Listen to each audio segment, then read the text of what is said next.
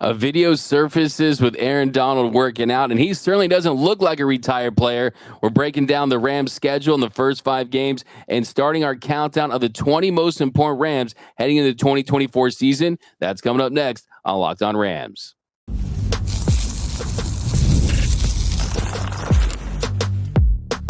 You are Locked On Rams, your daily Los Angeles Rams podcast. Part of the Locked On Podcast Network, your team every day.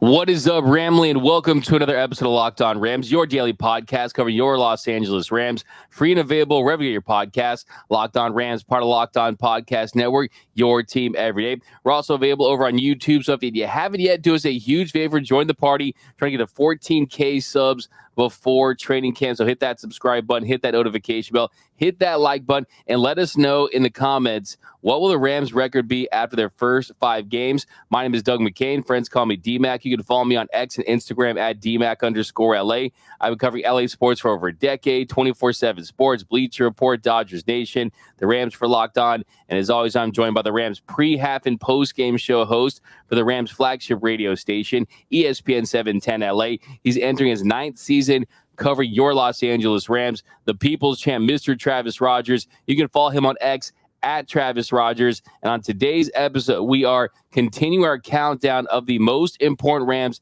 heading into the 2024 season and a look at the first 5 games of the season. What will the Rams record be after their first 5 games? But first, today's episode is brought to you by Game Time. Download the Game Time app, create an account, use code LOCKEDON for $20 off your first purchase. Terms apply. All right, Travis, we are Leonard Floyd days away from the Rams' first game of the season. 54 days now, which is pretty unbelievable. By the way, I'm not one of those guys. You see the supercut on Jimmy Kimmel every time he does I can't believe it's already June on a million different stations. I'm not one of those guys, who does that. I can't believe it's already July. I can't believe. Okay.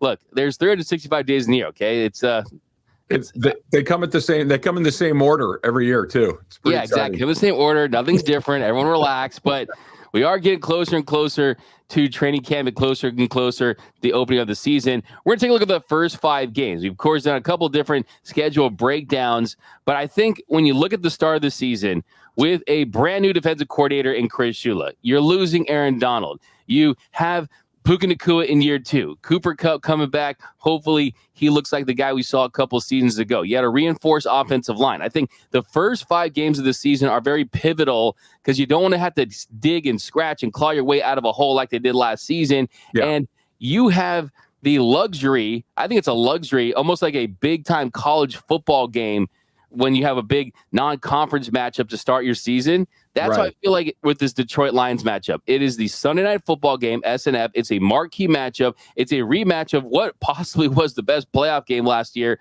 when the Rams lost 25-24 in the wild card round. And it's going to be revenge season for the Rams up in Detroit. Yeah, I think that's a really, that may be the most sexy game on the Rams schedule, even though it's first. And obviously, we're going to get some other good ones along the way. But It is. I like that. SC opens up with LSU. You're talking about that non-conference matchup that you get right out of the gate against another really good team that's going to kind of tell you where you are, at least at the starting point of the season.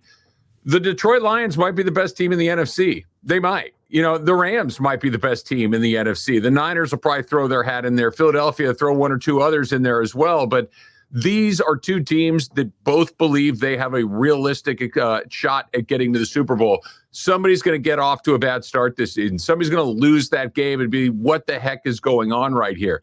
It's at home. It's a game, the revenge game like you talked about. It's at home for Detroit, I should say. Matthew Stafford gets to go back to Detroit for the 2nd time in a row, which is kind of weird. Those 2 consecutive games in Detroit for the Rams, which is a bizarre one right there. And it's a lot to ask. The Lions are a good team. So are the Rams. But going on the road is always a challenge. I will give the Rams a narrow advantage simply because they've had an entire offseason to work on it. I think they go in there and they win that game. But I think it's going to come right down to the last. Whoever gets the ball last, I think, probably wins that game.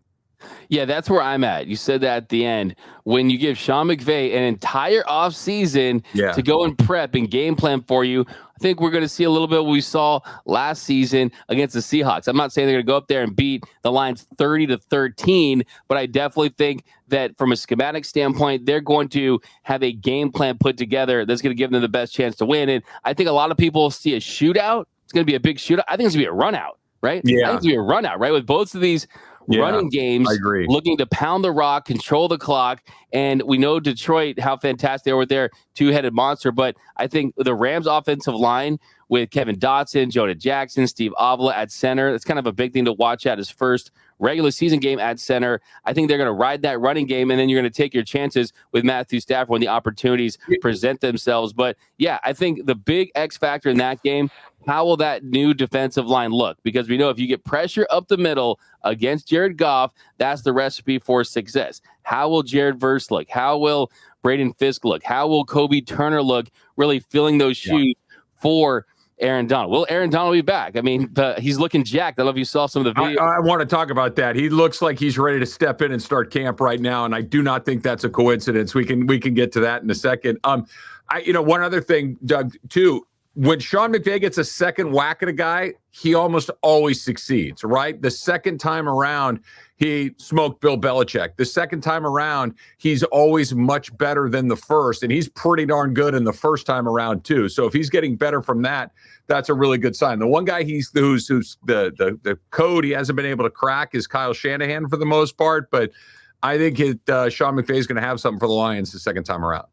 100% agree. I think the Rams go in there, they take that one, and you got a lot of momentum going into week 2. Week 2, it's at Arizona, and I've said on the show, it's the NFC West circle of life, and a part of that circle of life, 49ers beat the Rams, but everyone beats the Cardinals, right? And the Rams beat the Seahawks, but everyone eats against Arizona. And the Rams have won 13 of their last 15 games against AZ. Crazy. It is a much improved Arizona Cardinals team. I think they're interesting to look at when you look at Kyler Murray being back and you look at the draft pick of Marvin Harrison Jr. and Jonathan Gannon has brought a new culture there. I think that was the right hire for them, but you got to almost expect that to be a dub in week 2. I agree with you, and I'm a big believer in I'm going to expect what has previously happened to continue to happen until you give me a reason to think otherwise. So I expect them to win that game. That's just the one that you can kind of hang your hat on against Arizona. But you brought up two really important things. Number one, Marvin Harrison Jr. is really, really good. Who do the Rams have to deal with that guy? We're about to find out in week 2. The other part is, I'm not so sure if anybody didn't terrorize Kyler Murray more than Aaron Donald. Aaron Donald was the guy that just seemed to absolutely turn him inside out. That what makes Kyler Murray a pretty good player, at least occasionally, is his ability to extend plays, to run, to be faster. He wasn't faster than Aaron Donald. Aaron Donald could run him down. No Aaron Donald, we think. I would be stunned if he were there at that point in the season.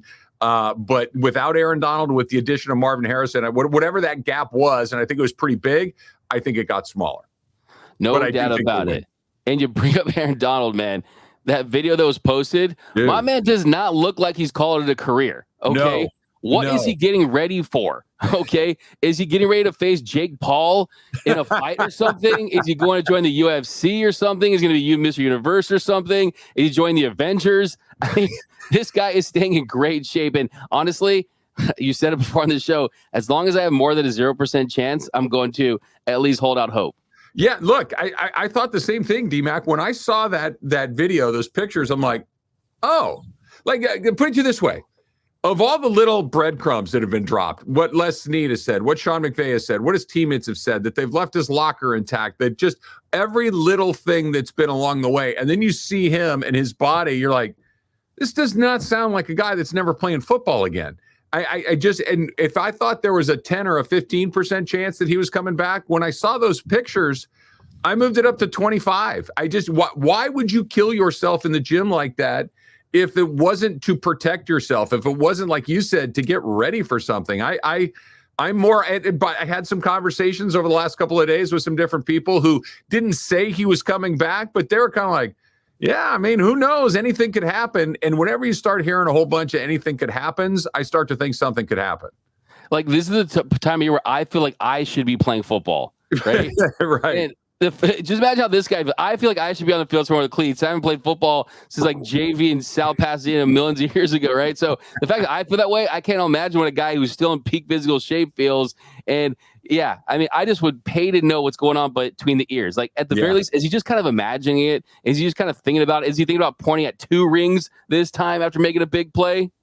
Like, it go two rings and one. Yeah, I love that. That'd be iconic. Or he can go double ring fingers, right? Double ring fingers, like this, yeah, right. Yeah. Why not doing the double bird, man? But, no, not a double bird, double ring finger. Look, I think this is kind of coming back to what we're talking about. The Rams need to get off to a decent start. The Rams need to be at some point in this season. Let's go to the 14 game point, right? Just we're towards the end, but there's still a little way to go. And if the Rams are, 10-4, we're in great shape. If they're 11-5, or okay, like all of a sudden you start getting into this point where you need to be on the right side of this, because through 14 games, if you're 7-7 or you're 6-8 or something like that, is he really coming back for that? I don't think so. You're going to need to put some money in the bank so he has something to come back for. Fantastic point. We're going to continue to break down the rest of the first 5 games of the schedule. That's coming up next on Locked On Rams. This episode of Locked On Rams is sponsored by BetterHelp.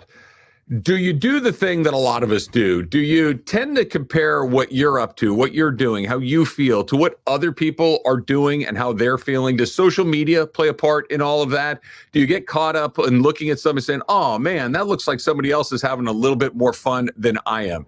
And I love this line. Comparison is the thief of joy.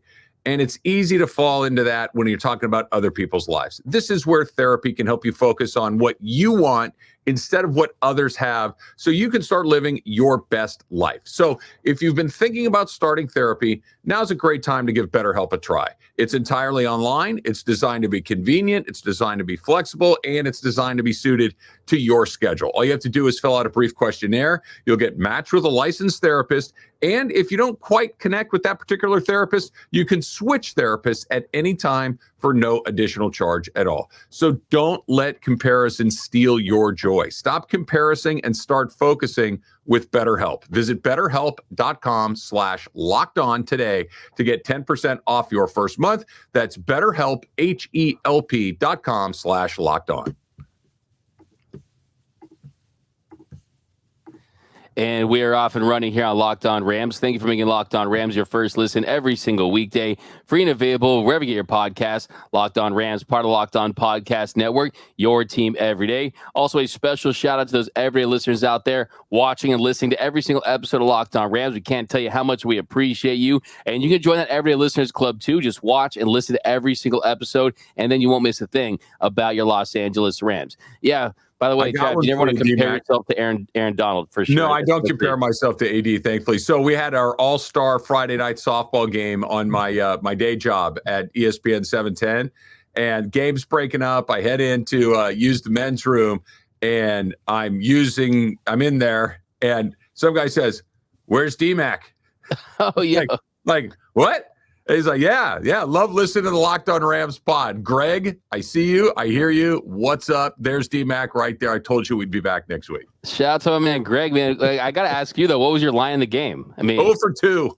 0 for 2? I hit the ball, ground out, a hard ground out to third base. I squared it up. My launch angle was bad, so I hit it right at the third baseman. And then I flew out to the warning track on center field with my off the end of the bat. I just missed it.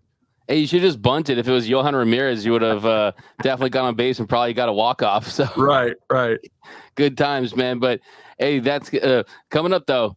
Let's talk about the schedule again. And you look at the first 2 games, and you would love a 2-0 start. At the very least, you got to have a 1-on-1. You got to split those first 2 games. If you lose by a heartbreak in week 1, got to make up for it at week 2. But week 3 is that game that all Rams fans have circled on their calendars. Another shot against the San Francisco 49ers. We talk about Aaron Donald. One of my favorite things about AD was just how open he was about his hatred of the San Francisco 49ers. And he made no secret about it. He did not like San Francisco. And we know the success they've had against the Rams in the regular season. SF has won 9 of the last 11 games against the Rams. This one's at home, just like last year early in the season. It's going to be tough. We know the game plan against this team is going to be hard to determine right now before we see how good this defense is. But I'm going to reverse hedge on this one. I have picked the Rams against the 49ers at home long enough to just say, okay, I'll give the 49ers this win, hoping I just get a little bit of a reverse there. Couple of things for me, at least, is, get ready every dayers. You've heard me say this before, but here it comes again. What has happened in the past will happen in the future until it doesn't. The Niners beat the Rams. That's what happens, right? That we saw last year at the end of the season. Everybody's playing backups. I'm going to throw that one away. The Rams won the one that was the most important one. They won in the NFC Championship game, and that's great. But during the regular season, Kyle Shanahan has had the Rams number, and I expect that to continue to happen, unfortunately. I don't know if the Rams are going to be able to do that. I'd love to be wrong there. Here's why I think I might be wrong. The Rams have gotten better in the middle of their offensive line. The Rams and those 3 guys in the middle, moving Avila to center, signing Jonah Jackson, re-signing Kevin Dotson, where the Niners have had a great deal of success against the Rams is right up the middle in putting a ton of pressure on Matthew Stafford right up the middle. Conversely, on the other side, the Rams need to get pressure in the middle. And I'm curious as to what it's going to look like, because Aaron Donald typically was less than his best self against San Francisco. With him not there, if somebody else can kind of find a way to get to Brock Purdy, to make him move his feet, to make him have to make quicker decisions, and they get the ball out really quickly against the Rams, then I'm really curious to see what that is. Purdy's a lot better than I think anybody might have thought. He's proven that he's a pretty darn good player when he needs to be. But I would like to see the Rams get pressure on him up the middle, prevent that pressure on Matthew Stafford up the middle. I think that's the key to finally cracking the code on the Niners. Yeah, it was close last year. I mean, you had the key penalty by Darion Kendrick before the half, and you just really couldn't just take it to the next level in the second half. You had the error there by Kyren Williams, but still, I think it's going to be a hard-fought game. But like I said, we got the one that was the most important in the NFC Championship game. They're taking care of business in the regular season. Last year, of course, a little different because the Rams were playing with their backups against kind of a lot of their backups. So let's see if they can get it done at full strength in week 3. That would say a lot about this team. Now, week 4 is a very, very tricky matchup to me, Travis, in Chicago. And you look at what you assume is going to be a big strength for the Rams this year, coming off last season with Kyren Williams led the league in rushing yards per game. And the running game, they're going to lean on that. But the Bears, they had a top 5 run defense last season. And you look at the offense, what they've done. I mean, you draft Caleb Williams. He's an unknown, but you expect him to make plays. And at that point in the season, yes, it's still really early. But if he's special, like a lot of people think it's going to be, you got to feel good about the weapons around him. Rome Odunze, Keenan Allen, DeAndre Swift. I mean, the games in Chicago at Soldier Field. I think this is a very tricky matchup. I know people out there saying, oh, you're getting Caleb Williams early. That should be an advantage. Sure, absolutely. But this Bears team, they could be a little different this season. They could be. I like the Rams in this one for a couple of reasons. Number one, the weather shouldn't be a factor, right? It's still very early in the season, and the Rams going outside to Soldier Field, which we've seen in previous seasons, does not bode well for them. But that's been much later in the year, so the weather's not a factor. That's good news for the Rams. I also like what you mentioned. Caleb Williams is a rookie quarterback. He's going to be early in his career. He'll be, 4 games into his season right there, and I like that. I think that the great X factor when it comes to this is Chris Shula. If Raheem Morris were still the defensive coordinator, Raheem Morris against a brand new NFL quarterback, I like that a lot. Brand new NFL quarterback against brand new NFL defensive coordinator, I think that maybe evens the field a little bit, evens the odds a little bit. I think the Rams are going to be able to move the ball. I think the Rams are going to be able to score. A rookie quarterback does. I mean, look, he may be special. I'm a Caleb Williams fan. I think he's really good, but I like the Rams in this one. I like them going on the road and coming home with a win. So I think they're going to get one of the week 4 and week 5 matchups. The Bears, I think it's tough to win your first 3 road games to start a season. So I think I'm going to give the Bears this one just because I think they're going to come back. I mean, also, too, you look at Shane Waldron, Bears offensive coordinator. Yeah. I mean, there's a lot of just kind of layered reasons why you could see the Bears having success. Sure. And, yeah, it's tough for me to say, okay, a Trojan Caleb Williams is going to go out there and ball out against my Rams. By the way, I don't like how you didn't mention that UCLA beat LSU when they had them at home a couple years ago. When you mentioned USC's open them, but hey, it's all good. Hey, they play Hawaii, not a marquee matchup, but let's we'll get into that one. But UC Santa Barbara didn't want that game so the Bruins scheduled Hawaii. Dude, shots fired, bro. That should be a protected rivalry. UC Santa Barbara versus UCLA. Oh, the new NCAA Football 25 came out yesterday. Yeah, and it was the first time in 10 years. So I'm getting it because that's the only way that UCLA can win a national championship, like in a video game. So I'm spending the rest of my day playing that in dynasty mode. So I can't wait until we beat Georgia and I have all the recruits traded and transferred to UCLA. So I got to game the system a little bit. But I do think they are going to beat the Packers in week 5. I think you come back home, you beat the Packers in week 5. And it's interesting. You get all these Sean McVay connections. Brad Holmes in week 1, Waldron in week 4, then Matt LaFleur with the Packers. And yes, LaFleur, his record against Sean McVay, it's 4-0. 2020 playoffs, you win that one. The last 3 seasons. But what do all those games have in common? They were all at Lambeau Field. Right. Also, I do not count the game with Brett Rippon as the starting quarterback. That one should not be counted in the NFL record books. All the stats should be wiped clean. So I got the winning at home against the Packers. Yes, there's going to be a lot of Green Bay fans. No doubt about that. But I think this team has learned to play in front of those crowds for the last couple of seasons. So I got 3-2 after 5 and winning that week 5 matchup against the Green Bay Packers. I went on your boy Q's show on in Vegas yesterday talking about the Rams, and we were talking about last season and what went right, what went wrong, and whatnot. And I mentioned that game against the Packers last year. It's the worst NFL game I've ever seen. And before we jump off that, I'd like to qualify that. I watched Jeff Fisher coach the Los Angeles Rams for a season. And that was worse. That's how bad it was in Green Bay a year ago with Brett Rippon. So I agree with you, D-Mac. Coming back home, I like the Rams in this one. I am not the world's biggest Jordan Love fan. I'm going to need to see it again. I saw him when he struggled. I saw him when he was better. I don't know which one of those two guys that he is. We will find out. I like the Rams winning that game. I think this is where the Rams need to be through the first 5 weeks of the season. I think 3-2, if you could just buy that, I would take it right now. If you get the 4-1, it's gravy. If you end up at 2-3, I don't think it's the end of the world because you do have some challenging games in that first 5-game window, in particular Detroit, San Francisco, and maybe you kick one of those remaining 3 along the way. You can't be 1-4, and I don't even want to talk about what the other option is at that point at 0-5. No doubt about it. You got to have a strong start of the season. Do you want to go back to you mentioning that being the worst game you've ever seen? Yes, that game definitely felt like drinking some flat Coke. But I will say that the Broncos and Colts TNF would like to have a word. Okay, Broncos Colts TNF. 68 minutes without a touchdown. But I had the option of turning that one off and walking outside and pretending I didn't have to see it. I didn't. I sat there and suffered through it. But maybe it was the emotional component of actually caring about the result of the Packers and the Rams that made it so much worse. But Brett Rippon, I'm sure you're a wonderfully nice guy, and I hope you live a long, healthy, and happy life. But I don't ever need to see him play quarterback again. My favorite thing was Broncos fans leaving before overtime.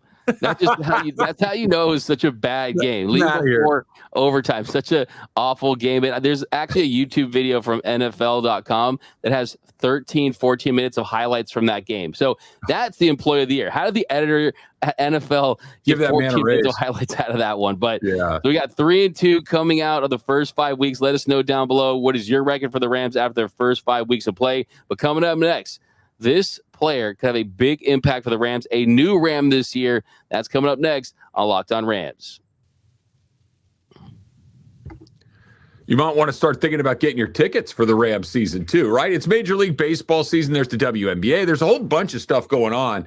But right now, before football gets started, it's baseball season. You need tickets to go to a Major League Baseball game, and Game Time, they are the authorized marketplace of Major League Baseball, which makes getting tickets faster and easier. And the prices on the Game Time app actually go down the closer you get to the first pitch. So with killer last-minute deals, all-in prices, views from your seats, and their lowest price guarantee, Game Time takes the guesswork out of buying MLB tickets. The Dodgers getting ready to go on a run in the second half. Hopefully get healthier in the second half. Hopefully you're going to want to go see the Red Sox are coming up before too long. You want to go check that one out. This is how you do it. You put that Game Time app on your phone and you can save up to 60% off buying last minute for not just your baseball games, any of the sports that you want to see, concerts, comedy, theater, just about anything you can think of. So take the Game Time app, put it on your phone, create an account, use the code LOCKEDONNFL for $20 off your first purchase.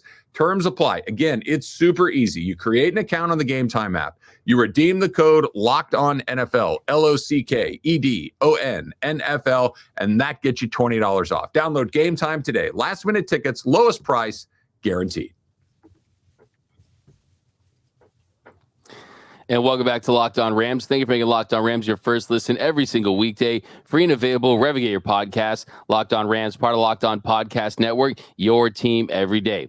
All right, Travis, so number 20 on our countdown of the most important Rams heading into the 2024 season is Joshua Karty, the kicker out of Stanford. The Rams picked in the 6th round. He was the second kicker off the board. And make no mistake about it, the Rams special teams unit was the worst special team unit in the National Football League, not just from a kicking standpoint, but from punting and just punt coverage. I mean, they were a disaster last season, and Karty is someone that could have a big impact just if he makes the routine plays. He's like an infielder. Just give me the routine plays, right? Make everything inside the 50. And that's an area where he had a lot of success at Stanford. And you look at last season, Brett Maher and Luke Havrasek, they missed 16 combined field goal and extra point attempts. So make the routine plays and give this offense a little boost and just go out there and be solid. That's what this Rams team needs. I again, to go back to it, during the conversation I was having yesterday with the guys in Vegas, I said, what is the wild card coming into the season for the Rams? And it's their kicking game. I really believe that it is. Josh Karty hopefully is able to kind of check that box, and we don't talk about it all that much. He doesn't have to be Matt Gay and be stretching that out to 55, 58, 60 yards and being able to kick those. What he needs to do is make sure that you make everything. I'll even go a little shorter, D-Mac. I'll say anything inside of 48. Make all of your PATs. Make the decision for Sean McVay easy. I'll go back to that playoff game against the Lions at the end of last season. I still believe the reason that game came down the way that it did is because they were reluctant to try a longer field goal. That the reason they tried to rip off all was at 3rd and 14 or whatever it is, were a little high to Puka and they couldn't get it done. And then they decided to punt. It's because they did not want to give Brett Maher a chance to kick that ball. That if they had a reliable kicker, I think they maybe take a different play, chip off some of that distance, and then run your kicker out there to kick a 40-something yard field goal. That wasn't an option for them last year. That has to be better. And then I'll throw this out there. Again, everydayers are probably tired of hearing me say this. The kicking game, not the field goals, the new kickoff rules, who knows what this is going to look like, right? I really do think there's going to be all these variables, whether it's in the return or whether it's in the coverage of how you do this well, really well, or terribly, and being able to chip that thing to just the right spot, I think is going to be really interesting for a lot of teams. And I think that's something that the Rams need to be as good at as possible, because they're not going to be kicking a bunch of long field goals probably. So tightening up the special teams across the board is a huge, huge priority. I like what they did with Josh Karty. Now all he has to do is make the kicks. Yeah, I totally agree about the new kicking rules. I think it's one of those things that not a lot of fans are talking too much about because they haven't seen it yet. But once they do see it, they're going to freak out like, oh, what is this? How is it impacting games, right? So quickly, I think it's going to be a topic of conversation early on.